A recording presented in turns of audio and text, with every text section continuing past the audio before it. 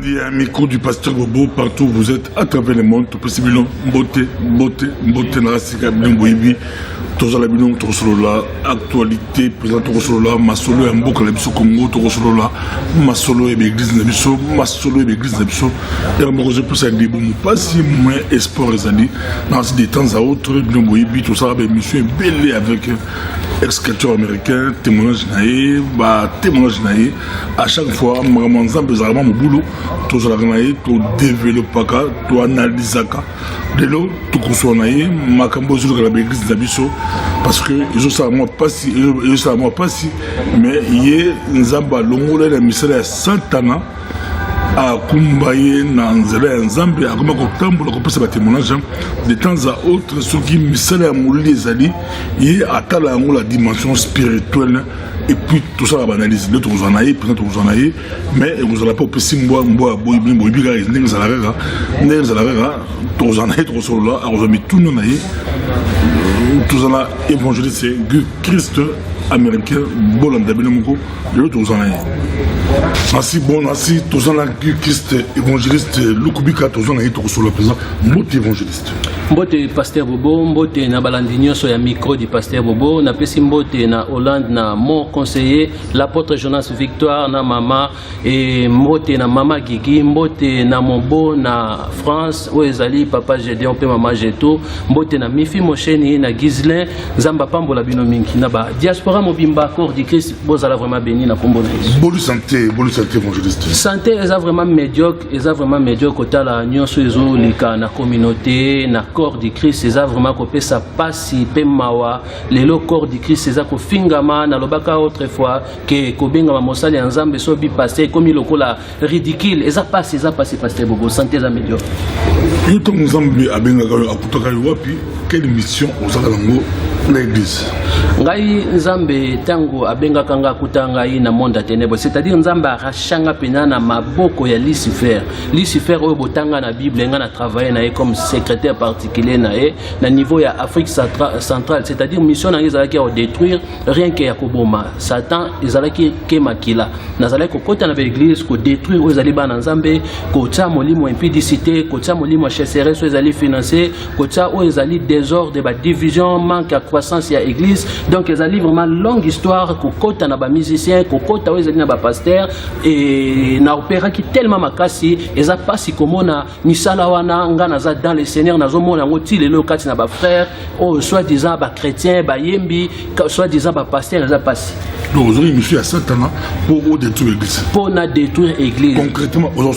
Concrètement oyebi tango nga nazalai koya na église nazalai kokota ko envoûter o ezali bana na nzambe nazalaki ko sala ba incantation, c'est-à-dire tozalaki groupe nazalaki na ba disciple na nga na nzela ba disciple na ngai nazalaki ko tinda bango na ba chaque église o biso to ciblaki o ezalaki ya nzambe sika pi tozalaki komona ba ange bazali liboso to pe moto ozomona a des fois tozalaki ko ya soki na ye na kamati ezali ba kisi na tiki libanda a des fois na koti pe na ba kisi wana mission ezalaki ya ko distraire na moment ya mateya motei abunga ka o ezali ba mateya motei a ye bateni na zolo ba tango zomona motei ya komi ko beta masolo ya ba étude na ye intellectuel ceci cela to ya ba faire na ye ya bozui na ye tango ozomona motei falate ya yete abeli na campagne nyonso ane bande ko zala ba envoûtement ba lance roquette on azalé ko lancer pandemino, c'est-à-dire na niveau de l'église nazalé ko envoûter oyo katango mona bana makele libomo na bana baotsa makele na moment ya prédication nyonso ane zala ki rise ya Satan po bana na nzambe église bayebate nini te yami yango tango mona otuni mutu na libanda alelo pasteur ateni ayebite makamio ya te na niveau ezali ya groupe ya louange parce que ezali ba poste moko clé oyo Satan tinda ki biso azalai ko tinda nga ko kanga oyo ezali ba chantre ba musicien ba yembi chrétien, c'est-à-dire ko kanga bango ko tia molimo ya impudicité kati na bango ko tia oyo ezali manque écoute ya parole ko tia oyo ezali manque ya bolingo ya nzambe, donc manque ya sentiment oyo ezali ya nzambe. Alors eloko wana tozalaki kokota na niveau ya ba groupe ya louange na ba frère molimo impudicité yango wana ezalaki na plusieurs incantations oyo tozalaki kosala même au monde na niveau ya église na osala ba signe kabbalistique to na makolo plusieurs sortes oyo ezali ya ba incantation ezalaki kosala to na koti na ba musicien ba banda osala ba vivre vie moko ya impudicité vie moko oyo ezali ya résistance tango ozomona bazo na moment parole bazo bima bima, c'est-à-dire la plupart bazalaki ba serviteur oyo biso tokotisaki ba serviteur à Satan tokotisaki po ba empêcher bato ba yoka maloba na Nzambe et croissance oyo ezali ya église na moment ya offrande nazali ko kanga mitema bato ba pesa offrande te parce que na nzela ya lipia ya offrande nde église ezozala béni nazali ko kanga mona na moment offrande moté ya ko côté ya ndenge ni mesoki ba amen bo yoka metango ikoma na moment ya mbongo ya offrande donc wana omona ba amen esili or na Malachi 3:10 même ezali ba offrande na maison ya trésor, c'est-à-dire maison ya trésor ici ka ba multiplier o ezali bozui. Donc ils ont plusieurs pratiques oyo nazala ko sala, je crois qu'il y a ba témoignage na pesa ba détails wana nyonso vraiment approfondir. Dans un autre sur la présidence dans la cas église locale tout le bilango, ils ont thérapeutique pour la resonga pour la resonga ba tout la biso de kambo salami il faut to bomba yango président to bomba rappel mi bomba boy monsieur salami église ra Zaraouya, mais tout le monde il y a beaucoup plus de la ressource, qu'on peut s'en conseiller, tout ça en ligne. Belgique est calme, ou mérite au fond de calme, mon boulot salamate, bas scandale salamate, mais bas scandale ils ont sous la vidéo, et ça des polémiques qui a ressorti, bah veiller des prières, dans cette église pour c'est tout ça va veiller des prières, bah veiller des prières, mais comme la veille des prières, pour moi bien Zambé, nous écoutons le pasteur, mais tout écoute moi bien Zambé, il y a accueilli qu'on embrassé moi il y a 20 ans la toilette de l'église. C'est les mots polémiques, c'est les mots boulot, et c'est mon boulot à Koussaranté. Yo peut tout tangi na ba Facebook na yo, tout le monde yo peut wali ko yo qui beaucoup plus na côté que moyembi à la faute. Batimso la bi pasteur à la faute makambo yo, yo ça la passe de comment ebsinga na la na vertige, na ma vertige. Na vertige, batimso la bi pasteur comment à ça maman là azanga bolingo pasteur azanga bolingo il y a ba musicien chrétien ba mona pas si ba yembela ramso na l'église ba répétition il y a ba ngondi to belela kango il ba pasteur to kunda kango moka le bi ameli da falga abi mutale mbanga moembi mais ba kundele pasteur il y a ameli da falga makambo na epala yo tout la sérieux tout compte makambo conseil yo réaction na yo c'est comment qu'est-ce qui se passe-t-il dans l'église catholique? Eza pasi comme on a babilo kaboy yango na lobi ke ba pratique on na zale ko sala lelo na zomona ngona ba pasteur lelo na zomona ngo na bana na Nzambe soit na bayembi et tout donc eza mawa c'est-à-dire na lingina faire comprendre l'église que tant bozomona ba pratique oyo na dimension na niveau oyo c'est-à-dire eza na niveau lisusu te ya kibomoto normal oui et c'est normal tout le monde faiblesse nous autres faible frère na faiblesse na e assez faiblesse te wana siko eza makambo ya faiblesse te mais comme dimension ya sorcellerie na niveau ya veiller des prières na église et comme niveau ya dimension ya sorcellerie c'est-à-dire frère aza sorcier ce sont parce que aujourd'hui pasteur Bobo ba musicien évangéliste qui Christ yo ozomona kindoka ngo pengo ezala ngo ba faiblesse ya ndeko aki faible il fallait pasteur à bombayer à couvrir pasteur comme ça bi sorcier des pasteurs yo comme sorcier moi te frère Azali sorcier et beaucoup de musiciens chrétiens sont dans la sorcellerie, sont des sorciers. C'est-à-dire banzembo mingi obozo yoka et wutaka ezali inspiré na deuxième monde. Omona yango yoka banzembo mususu zo sentir que non on peut beaucoup ko tela ngo skol, beaucoup peut tela ngo dopel, bobeti eleki bien pour na nini ezobalana. Donc ce sont des chansons où ezana honneur où ezali ya Satan. Donc na église pasteur Bobo peuple de Dieu ba yembi mingi bozomona na temps ya lelo baza ba sorcier bazo salela Satan bazo yemba pona gloire ya Zambete mais pona gloire ya Satan pona intérêt na bango ngai na landi vidéo wana pe na sali ba réaction ndenge olobi kolanda vidéo wana ozomona ke pasteur atalisi makambo oyo leka ba vertissa frère ba vertissa de ces garçons là mais ayokate et na zuiba information même na Congo tango zoyoka ke mosali na Nzambe moi la kela mabe asala ba inceste na Congo abimana ba cousine asala ba dégâts na ba église kuna et puis awazo continue oza ba preuve ça micro oui dans la yo tant ça wembela biso l'église to se pela to bengi frère le bro bengi ce garçon là mon qui je peux rentrer ba mission so bazo fâché tant ça mi ko wembela biso azo wemba ki to ba dimanche l'église ba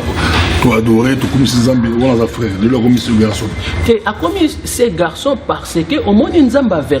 avertissaka ozomona nzamba avertisaka tant nzamba azoverti fo yoka c'est la parole de Dieu bazote biso chaque jour tant nyonso mais tant ozomona que moto azo changer te azotika na mabe comme serpent oyo balakela ki na Genèse que yondongo zawana ko marcha kaka na ventre ko tikala ka côté le matin or l'homme ba pesa qui est pouvoir ya côté le ma ba pesa pouvoir soko ko isami osali péché au téléma mais bango clan oyo ce n'est pas clan moko ezali ya bato normaux mais il y a ba sataniste mission na bango bazana sentiment bazo yoka te parce que la parole de Dieu vient de ce qu'on attend mais bango ko kota te mission na bango ezali pona ko détruire église ko bimana ba serre au mona alobi que groupe na ya créer ngo pona bimana ba serre pona bimana ba ndeko serre donc yem talobi te balobi alobi yem talobi te nazana yo trop solo président pasteur azolo ba ya telemiwa mais oui bon nazana yo trop solo président balobi ke mingi si bazote ya babima banda baoka matete babima libanda mais bino ba pasteur bolela ba yembi ozo la séminaire na yo foka moyembi ozo la campagne na yo il faut moyembi boza toujours pour ça la bango pour bâtir bino moi pour moi mission moi lupemba l'église foka moyembi aya relation ya ba bino ba kambina ba yembi za toujours mobulu so yindi beaucoup na ba yembi ba désordre c'est un peu compliqué pour plus le bas relation entre ba yembi ba pasteur ils ont aussi batté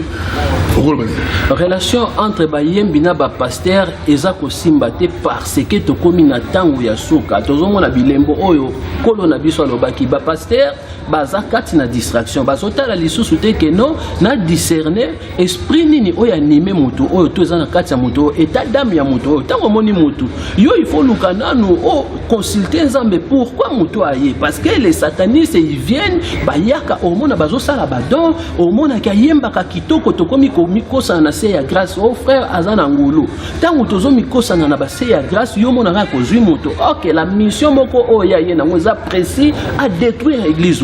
yozo mona pasi pona koteya ka bana nzambe pona ko évangéliser ka meyeza na pona ko freiner église croissance spirituelle ezalate batu bayeba maloba nzambe te omona batu bakomi ko kima bango moko zo comprendre te ah to yala ki sang mais to komo kita or c'est danger tango zo mona jaki église komi ko kita yeba ke za jana ba sorcier bazawana pona ko longola ka o ezali ba fidèle na église primitive ezalai ko mata chaque jour donc eza relation moko médiocre o ezo senga ke ba pasteur to la muka to yeba na ko identifier nani oyo komi bana na nzambe bayembi baza ko approcher o ezali biso na église parce que Satan atinda ka ba sorcier biso tozalai ko ya bongo na équipe na ngai Satan tinda ba sorcier tozalai ko zo ba poste na louange eza ba poste moko clé ba poste na louange oyebi équipe à louange ezali équipe moko clé na église parce que nzambe avandi na masan joli ya libota na ye et puis na équipe o ezali pastorale tozalai ko zo ba poste tango zo mona motazo obligé na lingina sala na poste wana te pasteur faut tsanga na poste pasteur au consacré c'est-à-dire ce sont des sorciers eza makambo biso tozalai ko sala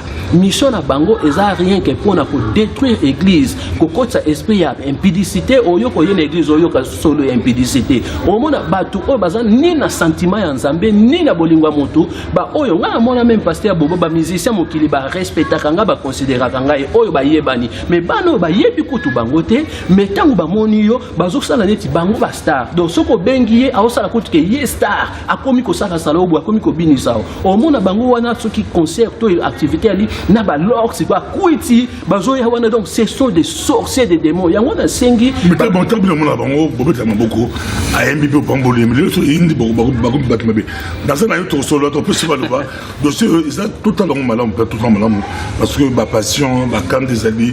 ba musicien musu ba lobi ba on ba sur l'église té ou l'église la pasteur volonté ba pasteur ba lobi ba on ba sur ba musicien té donc tosuka wapi makambo to l'église absolue comme on to botia ba cassette on peut ba musicien donc to botia ba CD d'église mais ba CD on ba musicien ba obet l'église on ba obet suko wapi makambo ba musicien ba comment ba pasteur donc et comme musicien obet pas mal saler musicien pasteur et comme on boulot na comment soyo zalaki yo pasteur l'église wana comment on gère ngai soki nazalaka pasteur ya église wana je crois que nalingaki nasala dégâts nano na frère nangai na beta physiquement oui nangai obeta moi physiquement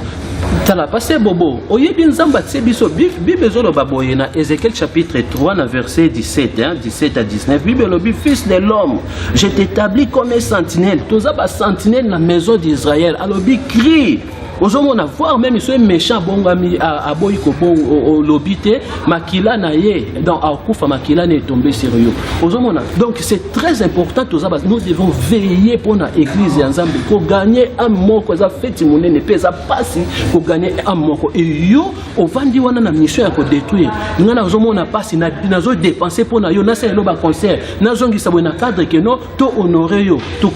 tant ozo sala babilon bon c'est-à-dire au pesa nga merci physiquement na na beta yo pena lekisio na pamelio ndenge pasteur Blaise abengana kiye eloko ngana kosala yango wana eboso yaza makasi koleka yo muso yo pasteur moyen baza makasi koleka yo makofi betemi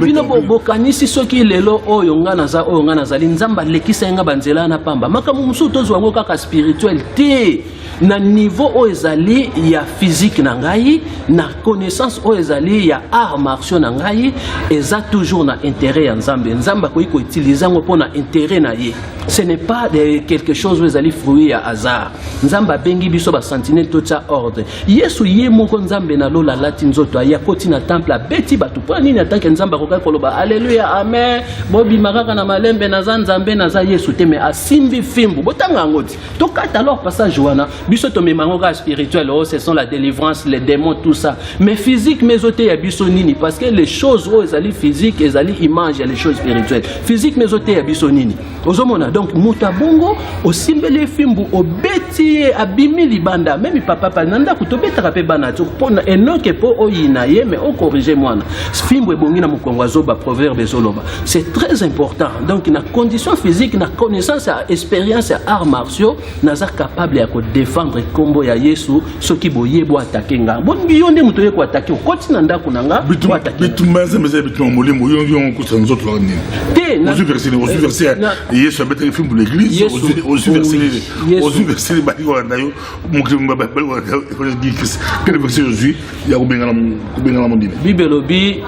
fimbo ebongi na mukongo azoba et Yesu abeta ba ton église to soit konga spirituel abengana ki ba démon spirituellement mais physiquement ezan enseignement derrière oui abeta bo to kata siko passage wana to ko kata passage wana te nzamba utilizango ayebi le pourquoi a permettango pona ko enseigner biso donc ce qui muto ayena ndako nanga na ko se défendre na muto attaquenga c'est-à-dire défense nanga ko zala très dangereux parce que naza mieux placé na domaine wana donc lo ba yo frère ozala penza ozala mais et ko coûter yo cher pour ozo sala ozali triple péché au toucher homme de Dieu et puis ozali au sali bo soto na ndako na église na ndako nzambe donc ozala danger ngai nako tika ko de pour maman moko te papa moko te ko ndima mwana na ye ayaka po ba bizaka na église ezali lié moko ya sanctification Yesu azolo ba venez à moi vous tous qui êtes fatigués et chargés je vous donnerai du repos mais à l'obité venez à moi et vous me servez dans na ba fatigue na ba charge et c'est une réaction vraiment différente c'est une réaction différente moi j'ai une émission là m'écoute passer beau live à tout cas ba réagir dans une belé ba nous à côté des musiciens ba nous à pasteur à la faute ba nous à côté des pasteurs musiciens à la faute ba nous à moi on appelle à mon côté 20 ans kolo à mon côté aibi dikambo sali ba parents musu ba sediki pour la bande la bango de petit ma polémique au santé mais fallait tout le bilan pour la thérapie pour la retraiter pour ce pour le bilan monter ça m'a gambo de l'église de salama mingi salama l'église de belé o zaraga oui babi c'est l'arbre qui cache la forêt oui bimi kaka et bimi mais ça m'a belé de l'autre condamné frère voilà mais ça est monté ba quand vous l'église l'église sur toli yango que faire quel conseil comment l'église est rose à organiser bâtiment sur la sengi ba pasteur ba tira ba surveiller ba to ba kengi la kana yolbi o beta ba film bu na nzoto avant que les toilettes ba kengi la butu wana ba to ba mo ba to ba kengi la porte ataka kindumba te mutula a porte la ville à butu abeti ba to abeti massage si mundi beaucoup donc il faut ba surveiller ba sala non pour ça on peut se plateau comment ba pasteur va organiser ba vie de prière ou ba dimanche l'église comment organiser comment mine ba tira ba jeune qui ne peut répéter pas frère tel encore répéter pas frère tel et ce qui m'a comme la prochaine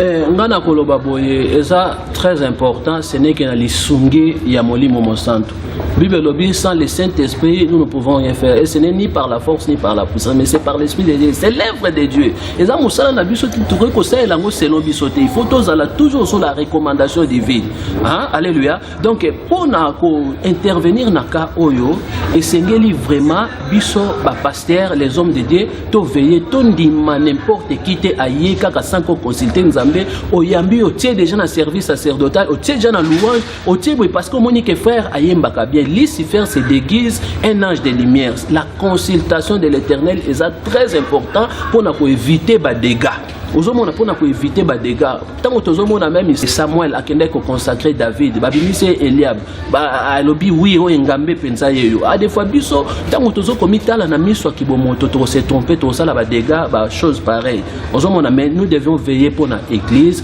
ko consulter nzambe moto aye pourquoi. Bondela nzambe nzamba lobaka. Nzamba sala ka pasteur bobo atali saka les choses même na ba songe même physiquement boye. Atali saka likambo eza boye moto eza boye. Boni bandoki nzamba bazotali sanga kat na corps de Christ même na vilonga na vandi na Willebok boni mboka mo plein de sorciers, c'est-à-dire nanzela rien qui a ko consulter nzambe tozana biso na besoin te ko to tsa ba garde moko boyo ba militaire to ba gardien non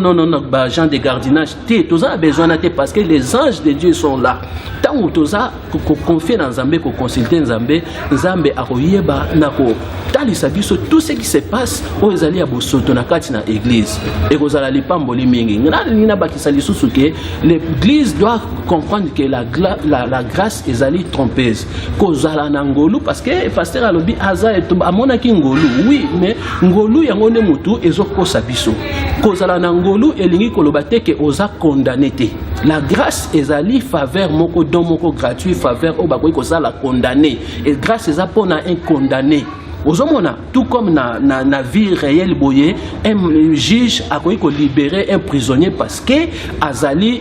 azui grâce à sali ngolu mais ba condamné peut-être à perpétuité to pona ba travaux publics pour ne loko moko mais tango ba libérer yo elingi kolobate ke okomi libre yango Bible lobi que la grâce est trompeuse. Mutu sikoyo aza ko purger peine nezo sila spirituellement tango azo recevoir Christ comme Seigneur et Sauveur azui décision kabola mabe mais tango tozomona bato baza na église baza dans les mal bavanda bana besoin de Christ donc bazo purger peine na bango sikoto yozo contribuer na péché autrui il y a des gens baza ko intervenir bazo contribuer na péché il y a des choses ezali ke bakuva ka yango te ba défendre yango te donc ezabo soto il faut ko bimisa yango libanda un point train bande ko nyonso bo sala repentance botika na bino ce n'est pas la peine ya ko salaka ba vidéo pour na ko condamner ba pasteur bo sala kaneto o kamba musicien ou quand ba pasteur c'est pasteur Blaise a sali acte moko bien oyo a joué selon Matthieu 15 hein selon Matthieu 15 verset 17 selon Matthieu 18 verset 15 à 17 a sali acte moko très important a pameli o ezali mutazo sala désordre et puis ba considérer païen église ezali ya ba païen te donc païen eli kolobake et si kanu ezali banda dehors po ser moko aloba na ngai que au verset ngo lobi ba considérer mutu païen mais ba lobi te ba benga na mutu mais église ça ba païen te ko considérer mutu païen eli koloba dehors po Adam pe azalaki ba benga na ki na Eden malgré nzamba latisa ki poso azwa ki grâce nzamba limbisa ki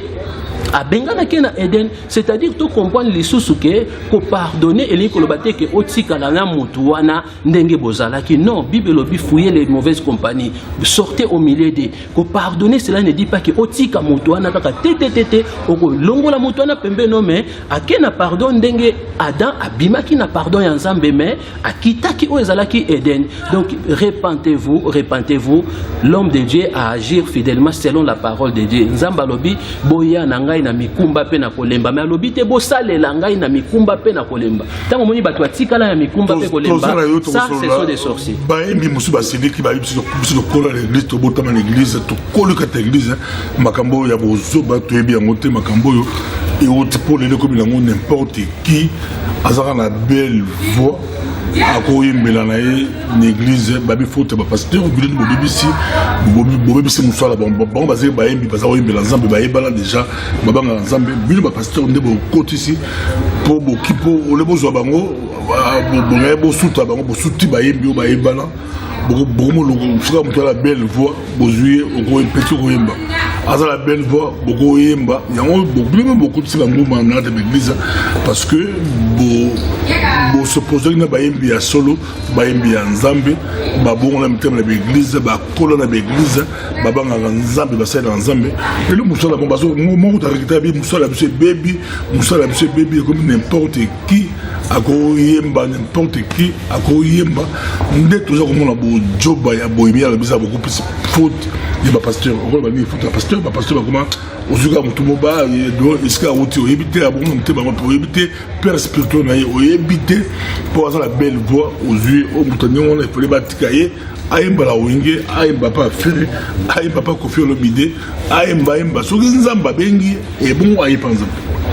nakoloba faute ya ba pasteur mais faute ya ba pasteur kakati parce que Bible zoloba boye le Seigneur nous a fait tous un royaume de sacrificateurs, c'est-à-dire tant moto a eu engagement ya kosalela nzambe c'est que ozali so mwana mokete ozomona to mona ka physiquement mona so abotami ayebi rien il faut bopesa il faut bolier ça bozongi se boye mais so ki akoli yemoko sikwa comme responsable moto yo ayambi Christ na bo moinae azali susu mwana mokete même nzamba oba na Jérémie ne dit pas que tu es un enfant moto azana Yesu azali so mwana mokete le sali est individuel ngana koki ko dépendre te na sali ya pasteur parce que pasteur sala ki boye ngape na sala ka boye oui on doit être des modèles tout là ça modèle mais est-ce que ngai na kotika la kaka ya kokweyaka ce qui pasteur akoyi to pasteur azotambola mabenga pe te ngai fona luka lola apôtre Paul abi tozo kima mbango nazo malgré nyoso nzambe asaila ke mabi nazo kima kaka pona remporter ndeko kima okoyi kotala mutu te tango to kima ka totala te ko akote bazo finga makole tengama yo ko te olanda ete courir kima kakaka yango na lobi ke faute ba pasteur mais na lingi penate na kende faute ba pasteur faute na biso nyoso brefement faute na biso nyoso to banga nzambe la crainte de l'Éternel c'est le commencement de la sagesse to banga nzambe to longola ba abomination église ezali hôtel ya prostitution te ezali ya bandumba te vous les prostituées bo bima na église na kombo na Yesu yo sera ndumba ya kindoki bima na kombo na Yesu yango na lobi ke Nikolo ezoya soki kaka bo changer te alors groupe à louange na ba église kozala lisusu te tokobeta maboko Yesu azali awa nga mona na même frère na bengisa ye azotuna nga ba qualité ya ba instrument azotuna nga donc ba condition déjà oyo bazo pesa yo comme si musala ngo ya yo yo ngi abeta besmambe il y a voir que tout va être musique faut-il besmambe passer bobo baim la passer aussi matin moins babi bon son bébé instrument bien l'église pour son agréable à l'oreille vraiment passer bobo oyebi l'humilité précède la gloire tant que l'œuvre de Dieu c'est l'œuvre de Dieu si réellement c'est l'œuvre de Dieu tokotika nzamba kamba biso ozomona nzambe oyo azokamba o kolo lèvre azali maître ya temps pe ya circonstance to kumisa ye na temps pe na circonstance nyonso notre problème c'est quoi to comment copier mukili lokola na mukili tokoka kite pa ba kofi bazwa kinga ite na yebi ko yemba te pa ba faire tout ça to eko bima ba ganki kati na corps de Christ ozomona c'est ça le problème to lingisko to sala lokola ba mukili lokola bango ba sala ki biso pe ça c'est mauvais frère c'est mauvais kumisa nzambe na temps pe circonstance o nzamba zo permettre frère Patrice ngoy mon soko ayemba ngo akondana ngo du ayemba ngo grave ayemba ngo to ça évangéliste c'est Christ le gubika na pour ça tout ça la conseil na moi conseil peut-être moi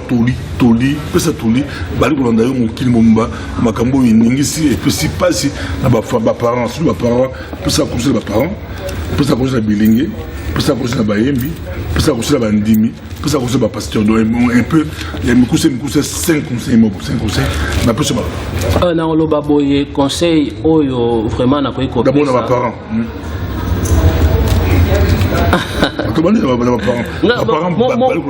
parce qu'il touche famille moi la maman la papa ça touche ça peut être témoignage à moi là image à moi là ça joue aussi et toucher si on peut s'attourner ma parent au col baline est-ce que batika bala ba veiller ba contrôler bana ba ça comment un peu sur na mona même ibana pasteur na niveau Willebrook ba sala nganeti mbanda na bango ozomona bazo ba sala neti mbanda na bango le fait que ngana ye na Willebrook na ville moko boye conseil ngana ko pesa na ba parents to enseigner bana na biso dans les n'ont rien que dans la parole de Dieu on donne ce qu'on a to pesa bana na biso oyo nzamba pesi bango parce que bango ndenge to ba ko succéder biso so biso to zate za bango bible lobi on ne se moque pas de Dieu o muto alona yango buka donc bana na biso esengeli to loni la bango malamu ke to loni la bango mabe conseil ngana ko pesa yango wana to veiller pour na bana po ba témérer dans les on va pas na bana on lobi ba jeune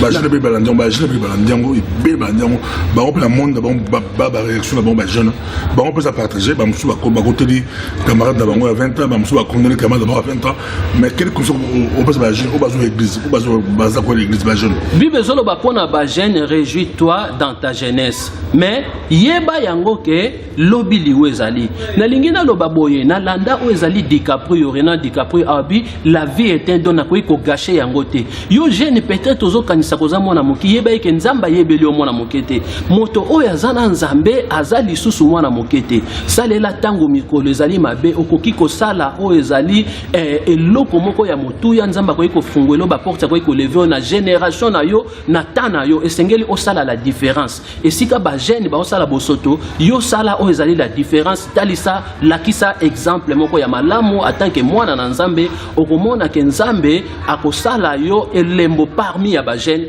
nzamba pambola et bongo na